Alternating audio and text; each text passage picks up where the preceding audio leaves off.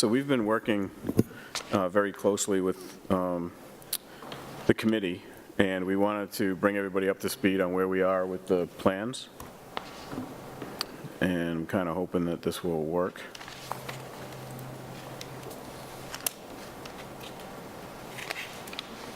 There we go.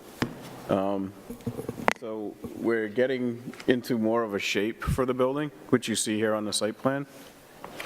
And what we see here is a bus loop that comes off of Co Drive, and then a parking area with the field in between of two parking areas, basically to separate however you want to separate it. It could be visitors, teachers on the other side. The buses could be in the back, the linear parking lot that you see right behind where it says car drop. That's where the parents would come in. So as we separate this, the other thing we started to look at is solar panels, because we've talked about a net zero ready building. So what that means is how many solar panels can we actually fit on the site. The rectangular parking spaces that you see behind the car drop off, that is roughly 20,000 square feet. And so then our building footprint, the piece anyway that would be not in shade and shadow on the roof, is another 18,000 square feet. So basically we're looking at about, and this is just very rough numbers, about 30,000 square feet, plus or minus, of surface area if we were to put sort of a carport over that rectilinear parking space and put the solar panels on the roof. Given the size of the building, we started doing some very quick energy analysis, and it could be that we're looking at 50 to 60,000 square feet of solar panels. So we're about 20, we have about half the space, if you will. So we're still going to try to come up with some creative ways to get more solar panels. We did contact Revision Energy, Jack Ruderman from Revision Energy, and he said a solar array of that size is not a problem, and they'd be happy to talk to you about it, as would some other power purchase agreement companies. So that's what we've been looking at in terms of the site that's not building related. And Dr. Morse has asked me to put together sort of a basis of design draft, if you will, based on owner's project requirements that talk more about the sustainability in the building. In the energy analysis, and we're going to put that together. We wanted to make some calls and do some dimensioning first. So any questions on the site? Would we need to look at some sort of lease back? Exactly. Like for the, okay. Yeah. So it is a lease to own. It is a long-term lease where you never own it, but they continue to own it. And then the third option is to buy it outright. It's the same company, Michael, that the town of Durham used in putting in their solar farm, so they're very used to Durham, and they did just a mini project on the maintenance building for us as well. I just had a question trying to orient you. I've seen Co-Drive and Denison, and then there's the road now that most people use for the access that intersects with Baghdad, which comes off of Madden. Yep. So I don't see that, and maybe I'm just not oriented right, but I don't see that on your map, how that goes. It's off the scale, looks like. Baghdad Left is side. just The- this top. yeah. So at the tippity Going this top, way. right off the map, Kenny. So it's just off, okay. Yeah. Your house is right behind, no. Yeah, it's just, and Denison was the road that we're proposing maybe becomes two-way, right? Right.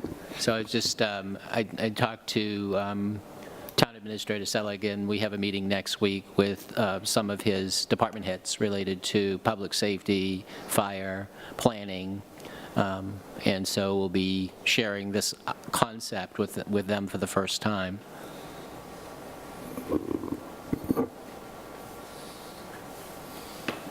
I still think that this layout looks like it has a lot of paving on the property, and I would challenge the committee to take one more look at how we can position the parking closer to the existing roadways so we don't have to take so much out of the site, which is already limited in space for driveway space.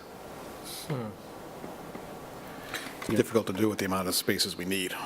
It's a very tight site. Well, there's a decision to bring the driveway down the hill in the left-hand corner. Yep. And that's, I think, what most impacts the amount of driveway there is. This here, what you're talking about? Yeah. And then that access road right there. Right. Yep. Yep. So I think we're at the point where we need to get our civil engineer engaged into these discussions, because I think the other thing we have to look at is the grading between Dennison. This is Dennison right here. And there is a grade change. There's a little hill here, as we know. So sometimes that length of road, we're also trying to make it so it's not steep. Yep. So the buses can get up and down and the cars can get up and down, so. Hopefully there's we- not buses on that side. Yeah, but that's right, no buses over here, just the cars. But to your point, we do need to take a look at, because anything we can minimize in terms of asphalt, savings. You know? Right. Yep. Yeah, and I know it would result in a lot of fill, but, further widening the already wide spot on Dennison that's there today might be one way to do that, to make the parking lot on that side of the field instead. So in other words, all along here. Yeah. Make that larger. Yeah. Yeah, something we can certainly take a look at doing.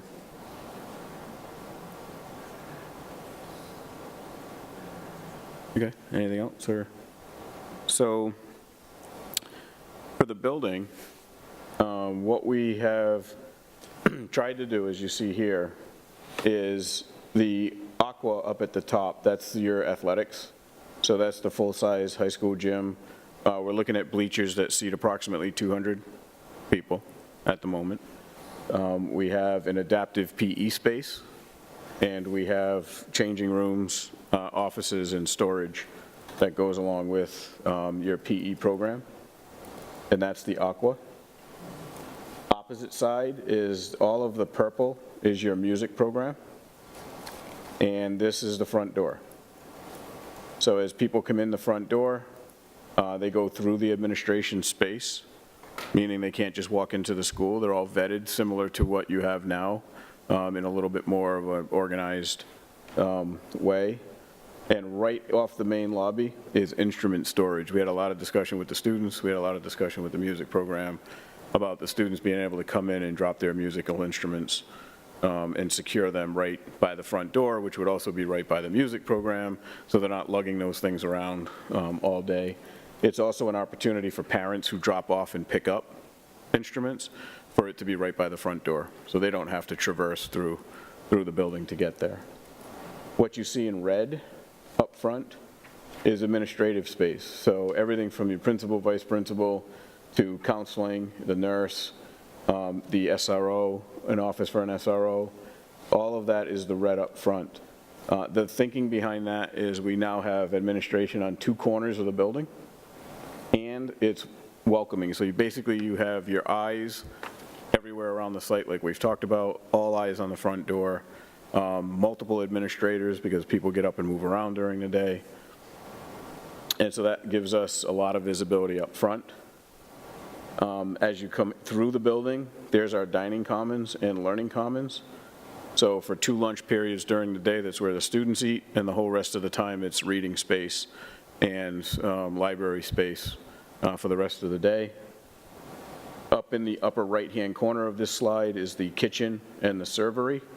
The servery, as students come down the stairs to be served, they can either eat in the learning commons or go outside in the back of the building to eat. So that servery serves both indoor and outdoor eating, and the kitchen is situated in those roads that Michael was just talking about. You know, one of those parking lots is the access to get the service to the back of that corner of the building. Bless you. Where's the way to get outside if they're going to eat outside? Right here? Yeah, what we're looking at right now are still diagrams, so we don't have doors and things like that shown in the plans. But when something is on an outside wall, there's opportunities there for both windows and doors. So right next to the servery is also the learning commons in terms of the library. So all of the yellow in the back of the school. So as someone comes into the building, they go through the lobby, through the dining and learning commons, and directly into the lobby, and you'll be able to see right through the school and see right through that learning commons to the back playground area and outdoor eating area and outdoor learning areas. So this yellow represents the library. There's another little spot of red in the back of the building. The thinking there is that if we were to move SAU offices into the building, they'd be able to share space with the library. And then the SAU office is now on a third corner of the building. This is very different. And so the third corner of the building now has eyes on that third corner, if you will, which allows more administrative eyes looking around the building. And then back to the servery area, if we find a spot for maybe a maintenance office or a facilities director's office or something like that, that essentially gives you adult leadership on all four corners of the building, looking out in a safe and secure way for the building. So that's pretty much how the first floor is currently organized. This is a work in progress. We meet every Friday to try to make things better, and hopefully from what you've seen that we've sent in the past, this is getting better. Any thoughts about first floor? Yep. Just a question about the recital hall. So no stage in the recital hall? So great question. So we met with the music group, and they talked about the fact that this is a recital hall, concert hall, however it's described, but it's all about music, not about drama or performances. And so just like I don't know if you've been down to the museum in Boston, the Gardner Museum, and some of the other new recital halls, they don't build stages. The orchestra sits and then the seats tear up. You have handicap seating down, and what that does down at the bottom, and then it's almost like bleachers, but performance seats. What that does is it saves area from that you normally see in ramps and handicap lifts and things like that. All of that gets avoided by not having the stage. And when we were meeting with the music group, and they were looking at the size of this and the way it was getting organized with the stage itself, they questioned, why do we even have a stage? The other thing that does is it allows a more intimate relationship here in the middle of the floor. Your orchestra can get as big or as small without having to come in and build up sections or take down sections of stage. I think the last thing that it did was we were basing our initial design on sort of rules of thumb, if you will. And they've come back and they've promised us to get their orchestra together, put some 4 dots on the floor to see exactly how much space they need when the entire orchestra gets together. And they've given us a schedule of the smaller elements of the orchestra and then the full orchestra, how many students that is.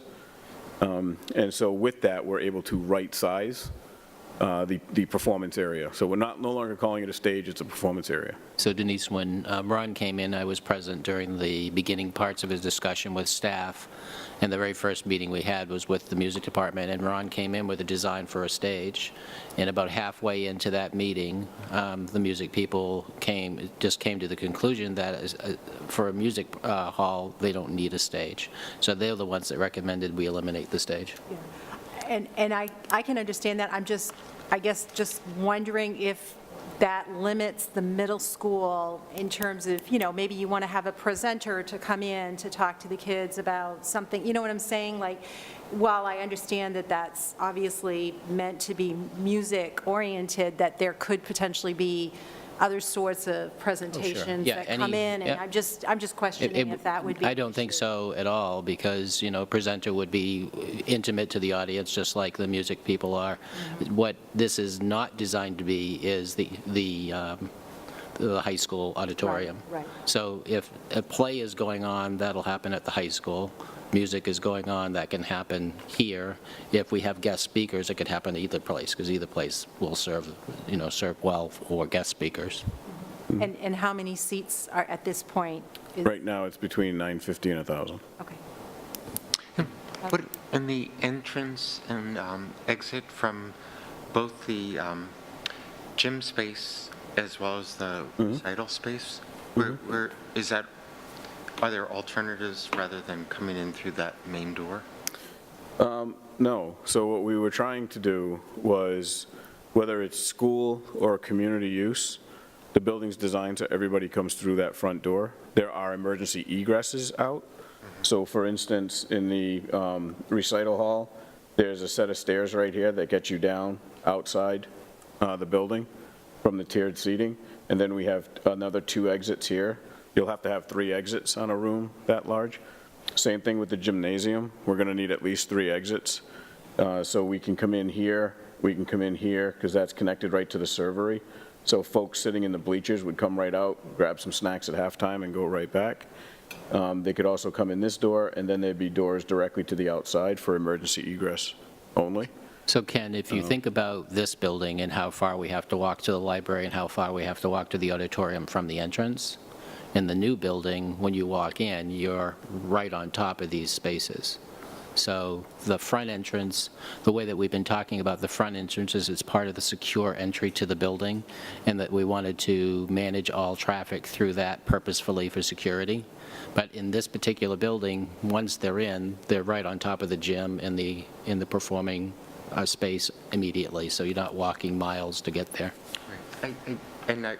I get that, and I know that many people who use this building, when they want to come to the gym or go to the performance place, they'll enter through that side entrance, which puts them right there.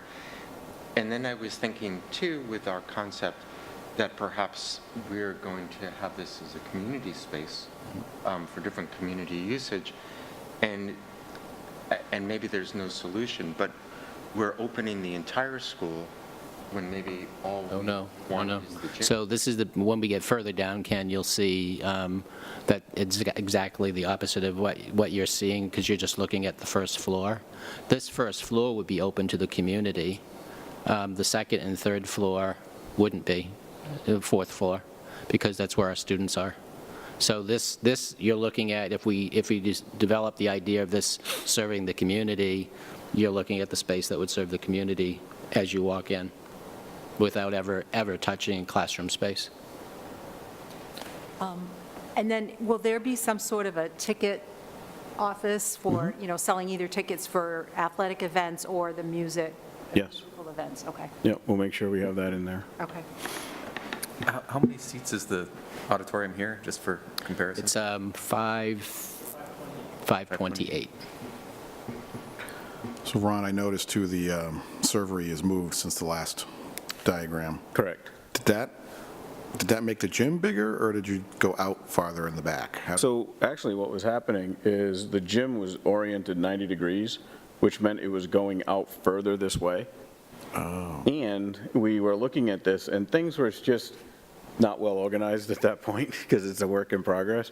But the servery and the kitchen seemed to really be squished between the stair that's there and the gym.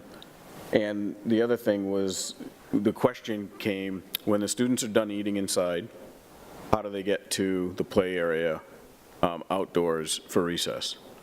And so one of the comments that was made by the library folks in the building and a lot of the other teachers and administrators was, let's find a good way for the students to get outside and eat without having to possibly go through a stair or something like that to get outside, or to get through the library to get outside. So by making that move of rotating the gym, so now it's oriented in this direction and not that direction, it also allowed us to get the bleachers here, so when people come in, they don't have to walk across the floor to watch a game. And then the servery here. So the servery now really serves food into the library, into the dining commons, and into the gym. And then obviously anybody from the recital hall comes out into that dining commons as sort of a big lobby during those sessions. And as Dr. Morse pointed out, there's, aside from the music program, PE, and library, there's no academic space on the first floor. Most students will spend the majority of their day on the second, third, and fourth floor. So it's just another way to separate or have a buffer between the community coming in and the actual regularly occupied classrooms. The recital hall, the exterior wall, the seating comes up a significant. Correct. Correct. So would that just be a block wall on the outside, or I guess my question is, was there any consideration given to turning it 180 degrees so you could have We can certainly look at that, All right. yeah. I think right now, though, because it is a music hall and not a drama space, we're thinking that, yes, there's solid wall up to the height of the seats, but then above that, we want to harvest as much daylighting as we can. And so we've got some great pictures from the Boston Conservatory that we also went to visit on this, which is a relatively new building. And it was very interesting to see that they have basically windows just like this all through their orchestra performance space. Because that was one of the things that they were concerned about, since they were going to build a new building. They didn't see any need to have this black, no daylight box, because music doesn't like that. And quite frankly, music likes light, so. Didn't that also allow you to have an opportunity to look at storage, a little bit of storage Yep. under there? Oh, that's another Without the great stage. point. So this corner right here acts as our egress out, but then this corner right here could have a door on the outside which allows outdoor storage. And that could be an outdoor storage for whatever the maintenance crew and Jim needs, basically to maintain the property. So that was another opportunity, having it in this direction. This is also an opportunity to have that be a glass wall, so that when you're here, you see in, and basically now you have music in the round. And again, if this is glass here and this is glass here, you're again seeing right through and out of the building from that common area. So, which is always good to be able to see, so you don't feel like you're cramped. Your sight lines go outside the building. This isn't pressing at all, but it'll be helpful to have an estimate of the operating cost savings of moving the SAU offices in. Are you thinking this would replace the current SAU office, or is this additional space? It would be, what I would do is repurpose the current building and put the IT department over there, because they're crowded in the maintenance building with no light. So if we move the SAU office up here, we could move the IT department across the street and give them a serviceable building to work from.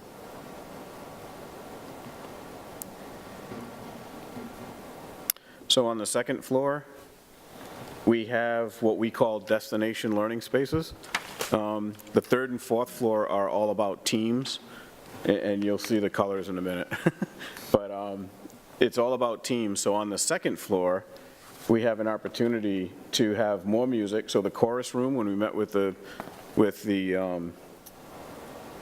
music group, they said that there's no reason the chorus can't be on an upper floor that actually then overlooks the band room.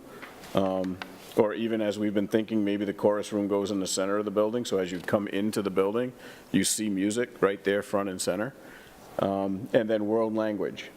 And so this side of the building becomes still part of our music and world language area, and this part of the building becomes art and STEM, creating a STEAM environment, which is right upstairs from the library.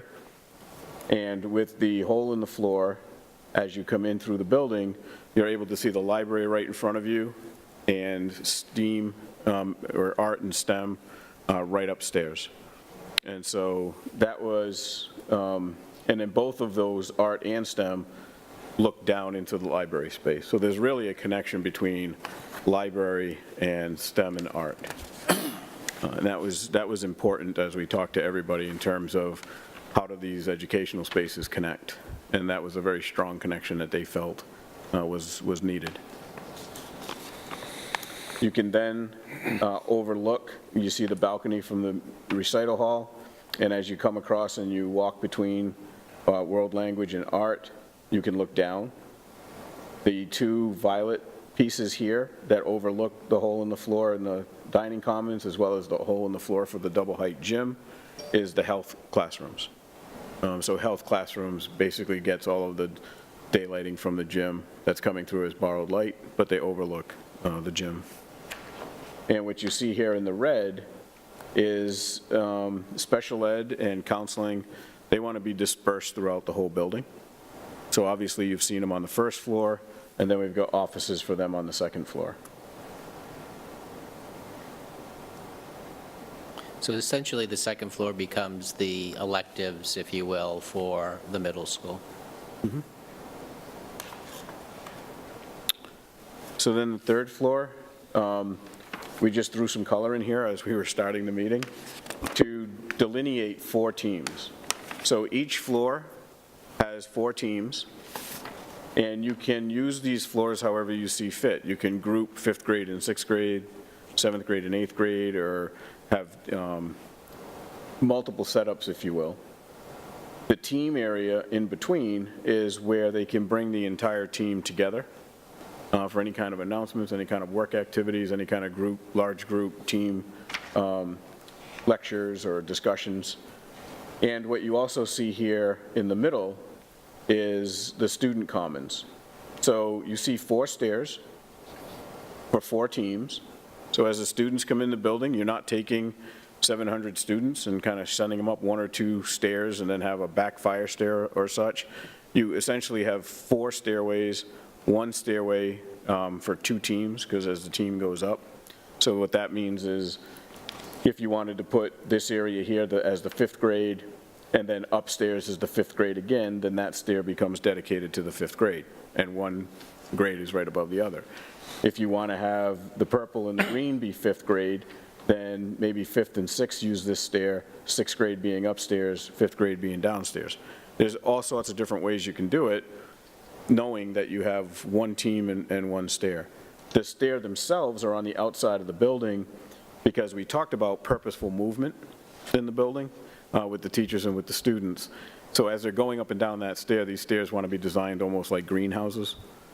So there are plants in the stairs and there's lots of daylighting and glass. So you don't feel like you're in a stairwell moving up and down, but you really feel like you're in a really nice space. And the students obviously move and exercise as they're going through the building. That dashed line right there represents a glass wall, so that when the students are out here, either using the restrooms or meeting with the specialists or going to their lockers, there's still an acoustic separation, yet it's completely wide open for visibility and for oversight. The middle of the building is the same on both sides. We have faculty rooms on each side. There is a... Both floors are on? Yep, both floors. So essentially, there's 4 faculty rooms, 2 per floor, and 1 per 2 teams. We have, in the team organization, we have these special ed resource rooms, and then we have 2 breakout spaces. So every team gets a resource room plus 2 breakout spaces that can be used. And then we have a specialist. So there's 4 specialists, 2 math, and 2, so there's 2 math and 2 reading. And so we have basically a reading and a math specialist on each floor. And then we were talking about this little yellow space here being a breakfast nook.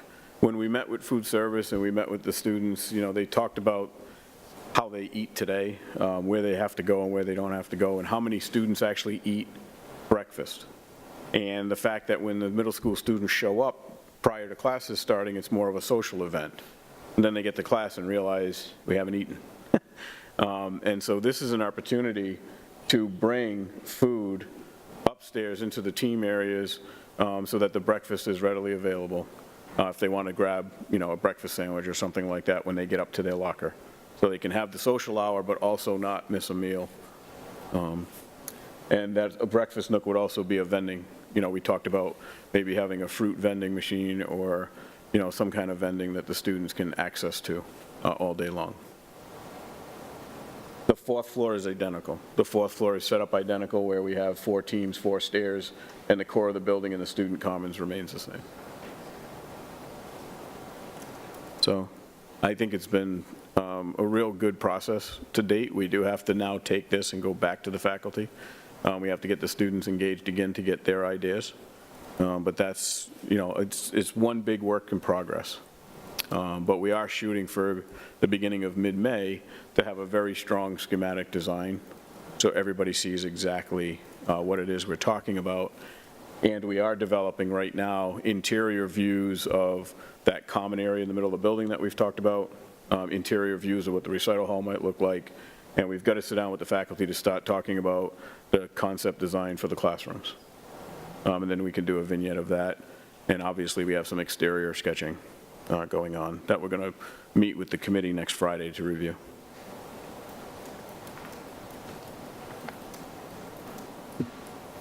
Any questions?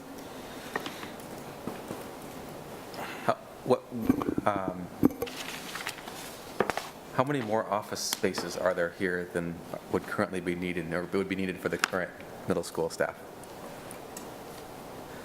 I'm not sure what you're asking, Michael. yeah. How much room for growth in the faculty is there? When I hear you describe the office and program spaces, it sounds like it's designed for what we offer today. Yes. And so that means if we want to add something, then something else has to give. We have to take something away or shrink something. Well, hopefully the building is designed in a flexible way where you can add the office. So you see all this, these common areas that we're talking about here, and then again on the second floor. It is important for you to be able to modify this because we all know it's not going to stay the same, right? For decades. Things will change, and as things change, like for instance, you could put another office here on each floor. You could decide to do breakfast a different way and open up that space. Instead of having a breakfast nook, you could make that into an office. On the first floor, the same thing. We've talked about, I think there is space for an additional counselor in the building, or there was some discussion about how many counselors you have now versus how many you already plan to have when the building opens. So I wouldn't necessarily, that's built for future, but built for when it opens. So I think I actually asked this question last time, which what I said is that when you do our long-range planning, we only go out 10 years. And it's approximately the error at 10 years out is, call it 10%.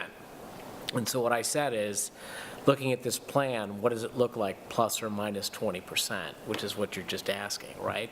It's like if the school, who knows what will happen in 30 years, maybe the birth rate changes and it explodes, and therefore we experience a growth of, so asking those are the two extremes I would throw out there, not just if we grew 20%, but what if we shrunk 20%? How would this building? So I think that's kind of the question I asked last time. Well, and I'm not so much worried about that much, the extremes of the potential student population change, but more about programming, because even if the student population is the same, which is what we expect based on long-range planning, Right. We're going to continue to find additional needs and opportunities. It's been technology integrators, it's going to be probably world language, there Right. are going to be things like that we want to add, and if we only design the space for what we have today, then we're going to start off and 2 years down the road be remodeling. But again, inclusive in growing 20%, you're going to add staff. So it kind of. That's a whole different equation if we get that. No, yeah, but yeah. when you think of that, so if you're thinking of adding staff, it's kind of what you're saying, because you may add technology integrators or anything. Yeah. If you assume there's a 20% growth in students, there's therefore a growth in staff that's going to go along Yes. with that. So that kind of, Yep. how do you accommodate a growth in staff of that size? So it's kind of the same question, I Yeah. think. Good question for us to ponder, because there's no answer tonight for that, because we were estimating the student population based on the long-range planning of being pretty consistent, but we assumed that this building would hold 700 students, which is about 40 more students than we have today. So, I think we have to think about that some more, Michael. We definitely can, when we built the world language piece, we made an assumption that potentially we would expand into the 5th grade. So that's incorporated. But in terms of other programs, the middle school seemed a pretty stable unit overall. We did put in an extra counseling space just in case. But really, those are the only two things I could see on the horizon. Beyond that, I don't know what more what more staffing we would need for the middle school. But I think to Michael's point, years ago, before the enhancement of our music program, perhaps that drive for that performance recital space would not have been so huge, but with the tremendous growth in strings and our Oh, music participation, it's become paramount, so such a big part of the building is now geared to that. And I think what Michael is saying, and I think astutely, is that there are things on the horizon, and we might know what they are. And I think Michael's just asking, and I would share, what is the flexibility? Kind of like on the town don't side know when we what'll plan grow. for the 100-year storms. That's a better You way know, to put it, yeah. That's Yeah. what I think, what we're trying to do.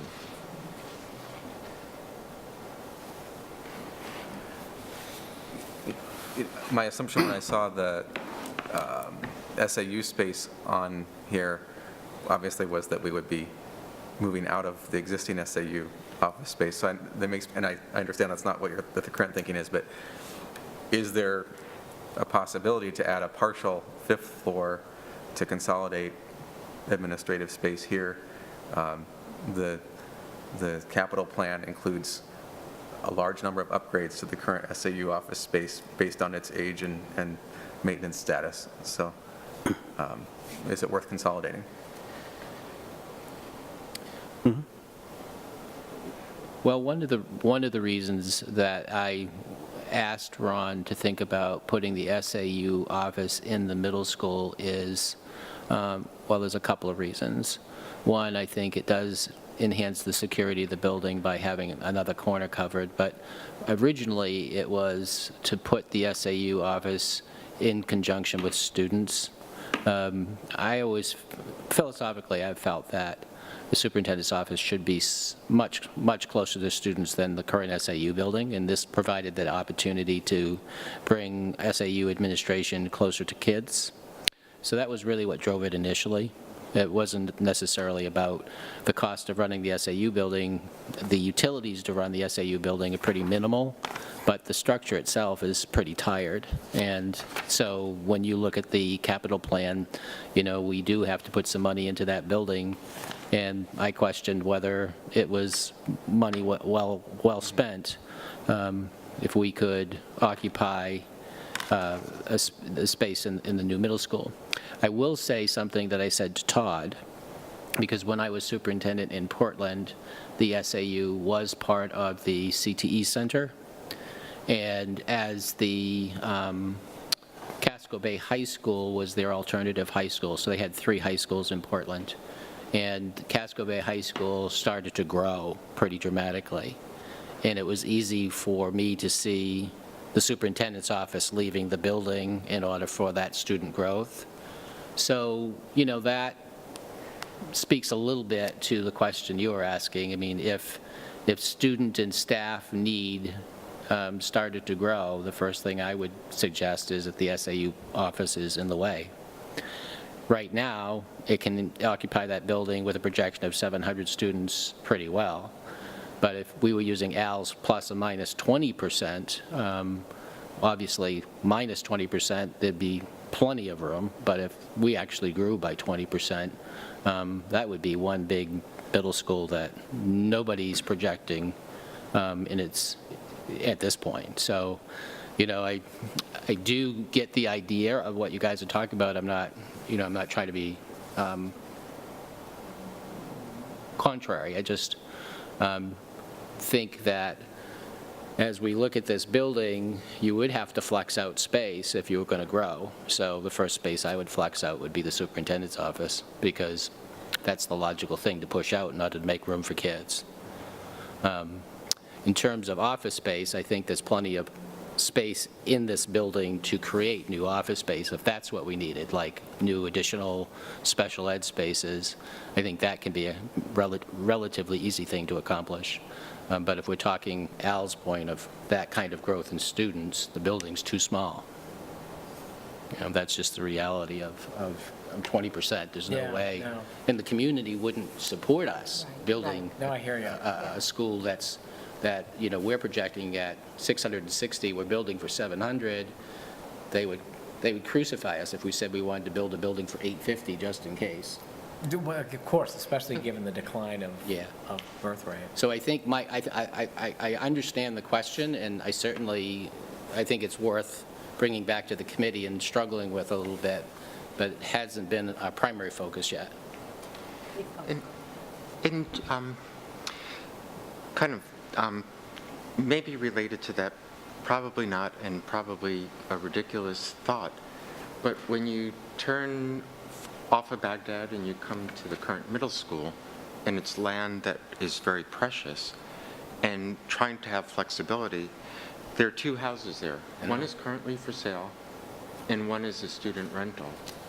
Does it make sense for the school board and Oyster River Community School District to think about trying to buy that property, because that adds a tremendous amount of real estate that gives us more flexibility in the future for many things, And whether that it's less yeah, concrete? Kenny, it's not a crazy idea at all. It's a conversation that's been happening in the district since the high school was built, because there's all kinds of property at that point, had the district bought at the time, would have allowed more elbow room for fields and so forth. But it's really hard to contemplate buying property, because for a school system, you need a warrant in order to purchase property. And so the idea is absolutely the right idea. It's just the timeliness of being able to do anything in terms of purchasing is such a, you have to say to a buyer, we're interested in your property, and you know, the vote's in March, and whether people are willing to do that, it would be, you know. Right, to try to get the ducks in a row Right. to accomplish it. 'Cause But yeah, I think any time that we could purchase property around the middle school, around the high school, we should be looking at it. We did look at the property, remember, across the street from the high school, but the grades were so severe that it would have cost the taxpayers hundreds upon hundreds of thousands of dollars to be able to utilize that space. So that, however, is pretty level with, you know, Denison, and, you know, would be ideal property for us to own.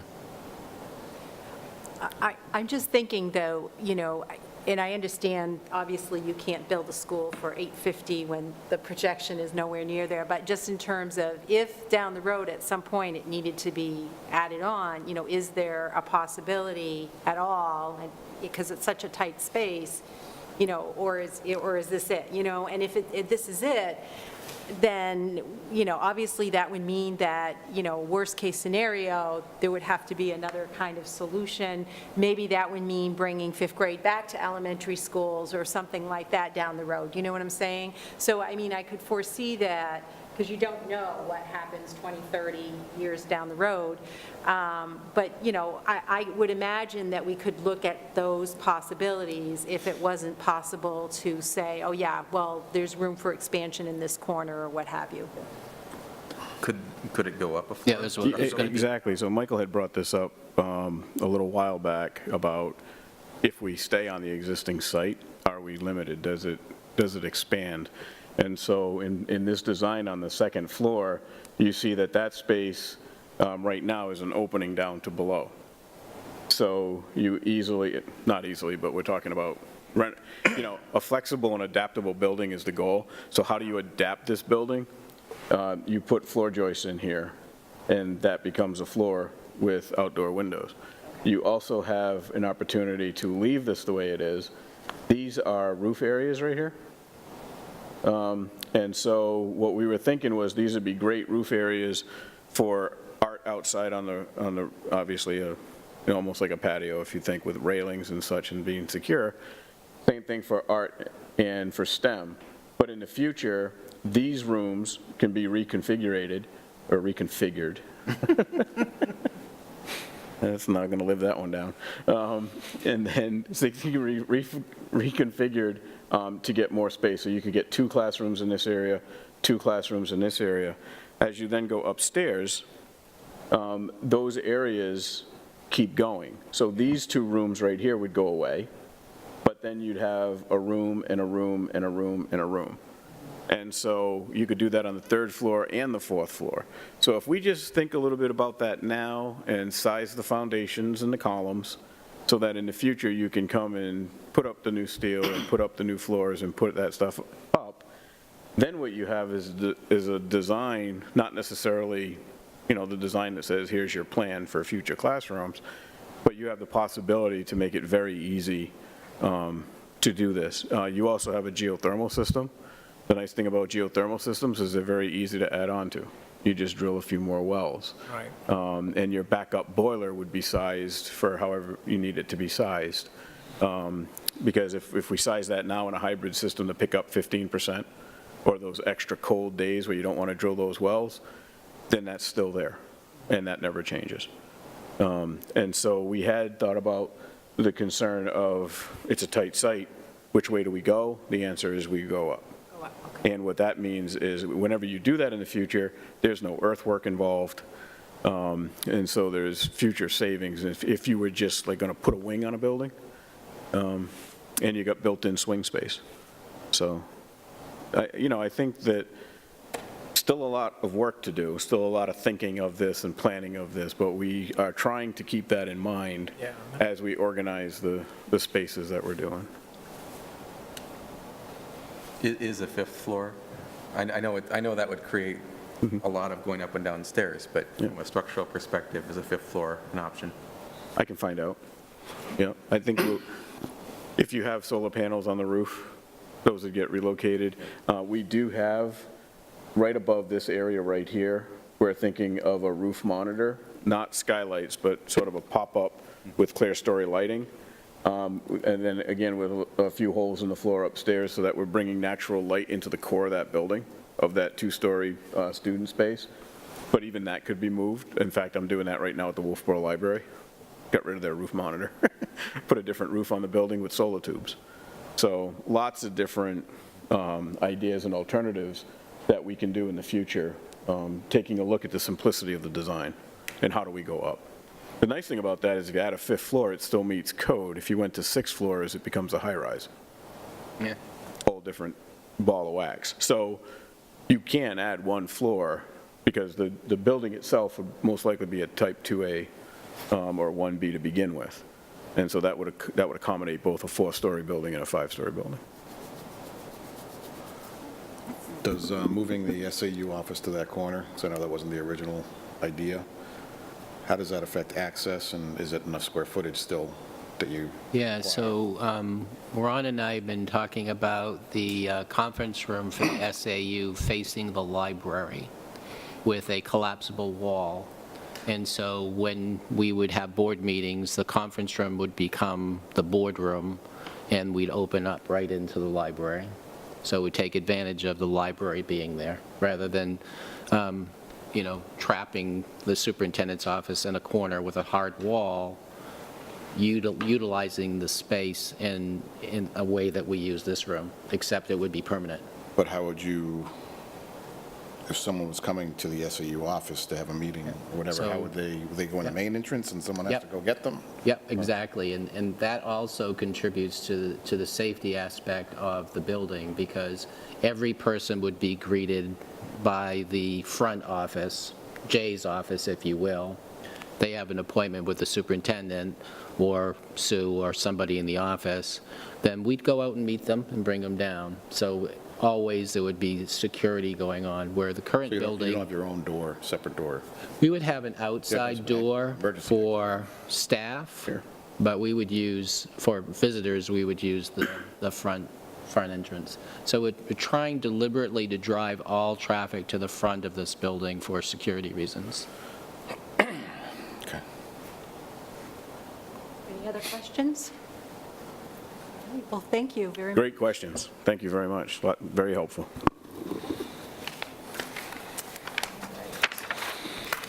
Thank you, Ron. Yep, thank you.